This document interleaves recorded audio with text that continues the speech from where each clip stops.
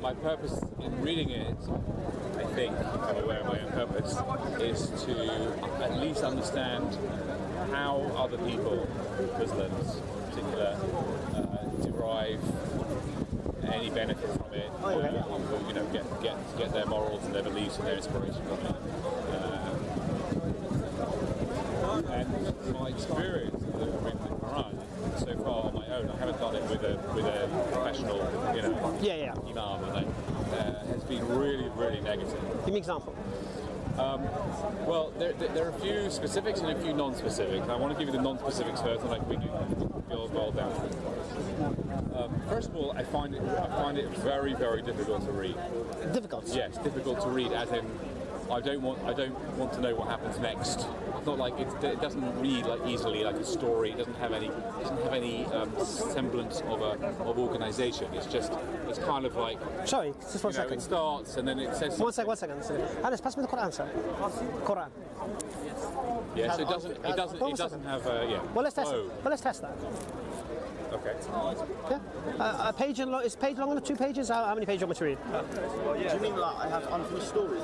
No, it doesn't really have stories. Really, it has some stories in it. It's not like I was brought up with the Hebrew Bible. Okay, here Jewish. We go. And there's a story in the beginning. God created the earth, and then there's Noah, and then there's Abraham, and he has children, and then there are stories, and stuff happens. People die, and they're bored, and they have wars, and they fight, and they have stuff happens. But ready? Yeah, go on. Okay. Alif Lam Mim. This is a scripture of which there is no doubt a guidance to those who ward off evil, who believe in the unseen and establish worship and spend of that we have bestowed upon them, and who believe in that which is revealed to you, O Muhammad, and that which is revealed before you, and are certain of the hereafter. So basically, this is revealed to the people, God-fearing. Okay. These depend on guidance from their Lord. These are the successful. As for the disbelievers, whether you warn them or you warn them not, it is all for one. They believe not. Right. Allah has sealed their hearing and their hearts, and on their eyes there is a covering. Theirs will be an awful doom. And of mankind there are some who say we believe in Allah on the last day when they believe not. So these are the Muslims who claim to be Muslim, when the reality is they're not. They think they can deceive Allah and those who believe, but they deceive no one except themselves, but they perceive it not. In their hearts is a disease, and Allah increases their disease, which is the hypocrisy. A painful doom is theirs because they lie. And when it is said to them, make not mischief in the earth, they say we are peacemakers only. And so this is all in correlation so far. No. Okay, so what's your problem so far? Let's start. Very glad you read that. Good. Okay. First of all, this actually brings up one of the main themes that I struggle with in the Quran, which is it seems to be very insecure with itself. The Islamic belief system is very insecure with itself, and therefore seems to be, in inverted commas, obsessed or very, very constantly bringing up this issue of belief and not belief, who believes and who doesn't believe in what they believe. And this features in this very first bit. Now, first of all, do you understand the point of the Quran and Muhammad?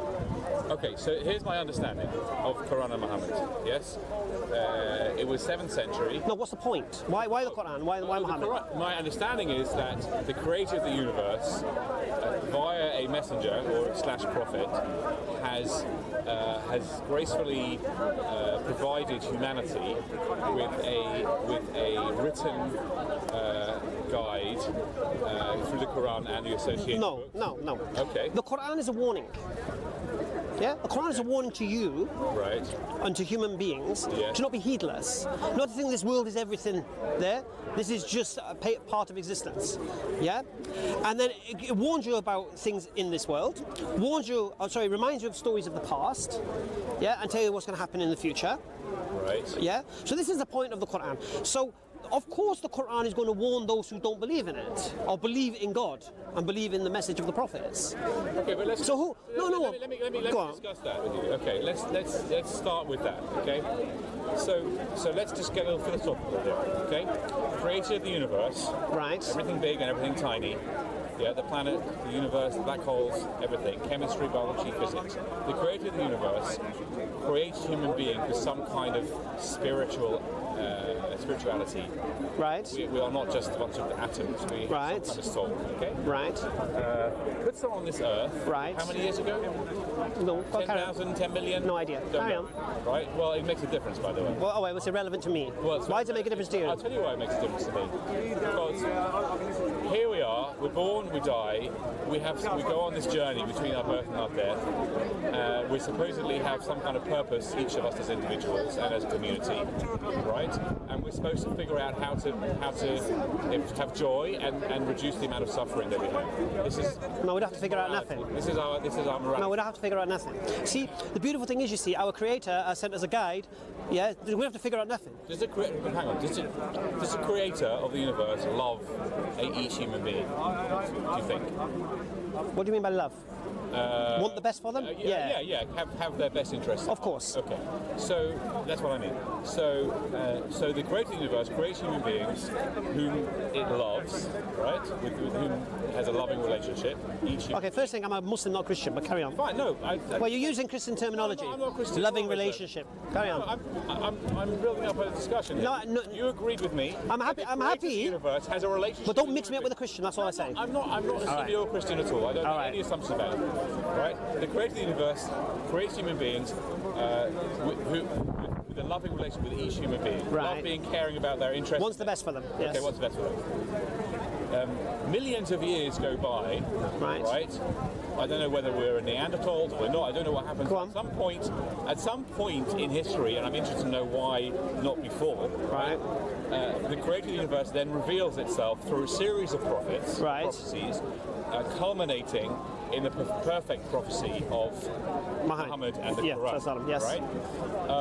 Now, my expectation of the Quran and of the belief, the whole belief of Islam, which is not just the Quran, it's the Hadith and the life of the Prophet, stories and all that kind of stuff, yeah, and the spirit of it. Yeah, my understanding is that the Creator of the universe cares just as much about you as about a Mongol living in Greenland or an Aboriginal living in Australia 1,000 years ago. We're all human beings. We all have a soul, and we're all loved, right?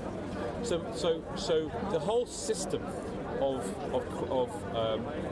think of it as a loving father, yes, saying giving a warning, as you put it, to his or her children, his children, saying, believe in this because otherwise you're doomed or damned, right? That whole procedure doesn't seem to make sense in the context of a global community where millions of people, or billions of people, have passed through this earth and haven't really had a revelation because they haven't had access to it. Stop. So what, according to Islam, because this is what we're referring to, what's the fate of these people? Well, I don't know, but my question, I don't know what the fate of these people is. Yeah, but you're acting like as if they're at some kind of loss. I'll tell you what it is. It seems to me, when I read the Quran, come back to my question and to the verses that you read,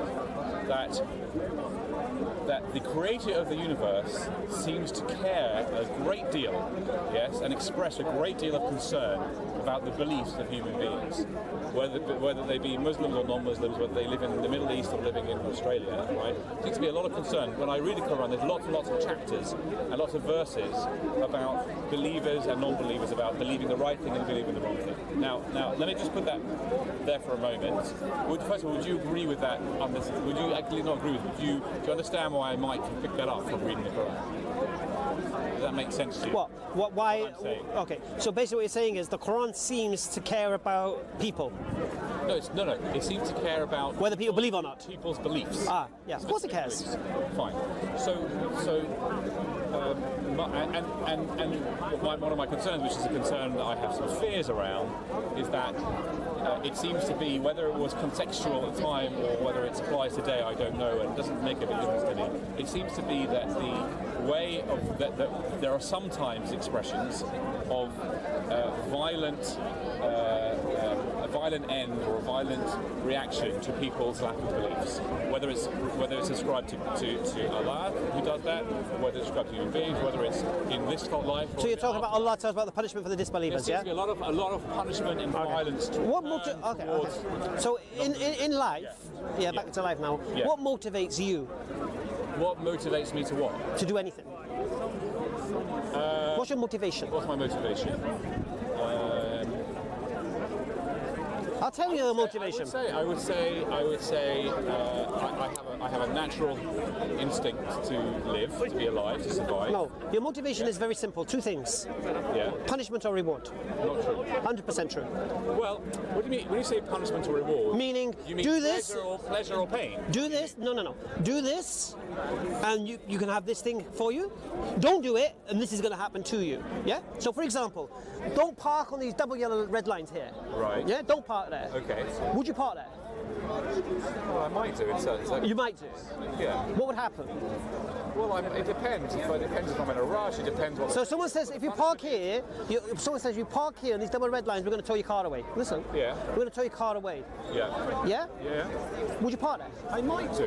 Really? Okay, but this is very. Now, if someone towed your car away, could you have any complaint? Hang on. Yes, I might do. But this is very, very important. It's very important. Well. Yeah.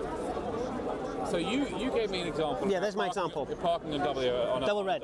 Yes. Yeah.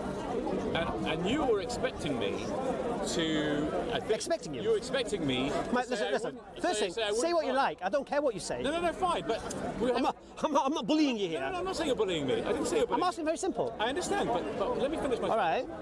It seemed to me, that you were looking for a yes or no answer. Yes, and I'm not giving you one of those. I'm giving you it depends. Answer how you like. Fine. Okay. So how would you answer? My answer is it depends. Depends on right. The circumstances. Could you have any complaint? It depends on the circumstances. Don't park here or we'll tow your car away. It depends on the circumstances. If my car was broken down, I'd be upset. If it wasn't, I would be less upset. Right. Lots of different. If my car being there for 30 seconds, I would be upset. If it'd been there for 3 days, I wouldn't be upset. Even if you park, look, double red line, your car's going. All right. But it depends on the circumstances. Now, the people who told you don't park your car there. Yeah. Why are they telling you that? They're telling me that because they don't want me to park there. Why not? Well, they've got rules and regulations to help the circulation. No, why though? What? Yeah. To help the circulation of the Right. city. So there's reasons why they're doing it, isn't it? Yes. Okay. Now, although there's punishment for parking there, yes. the reason they're telling you not to park there is for your benefit and everyone else's benefit. Absolutely. Okay. So this is how we're talking now when it comes to God. Yeah, and the warnings. Hang on a minute, stop there Yeah? for a second. You're going off a little bit. No, I'm not. I'm talking about. In my opinion, All right. and I'll tell you what. I'll say why I'm not. But let me tell you why you are, and then you can tell me All why right. you're not. Right? You said to me what motivates you, and then you told me what motivates me. Right? You said it was punishment and reward. Do you work? That's not true. All right, I'll prove it again. Do you work? It depends what you mean by work. Do you go to work? Not really, no. Are you self-employed? Yeah, pretty much. Right. Do you make any money? Yes. Would you do it for not making any? I earn money. Right. Yes, I would do it for no money. So you give up all your time and you I all would your if effort? I had enough money, then I would do it. No, but no, right now you wouldn't, would you? Well, at the moment, no. I need to feed my family. Right. Yeah. So again, you're motivated. Why? But you see, you're taking work and double your life and applying it to my whole motivation, my whole life. There are many things in my life that are motivated by what? through different things other than reward or punishment. For example. Well, for example, love, connection. Stop. What's the reward of love? Well, it's itself. Love is its own reward. In what sense? What does that mean? To have love. Yeah. Is Are you married? Yes. Right. So your wife loves you.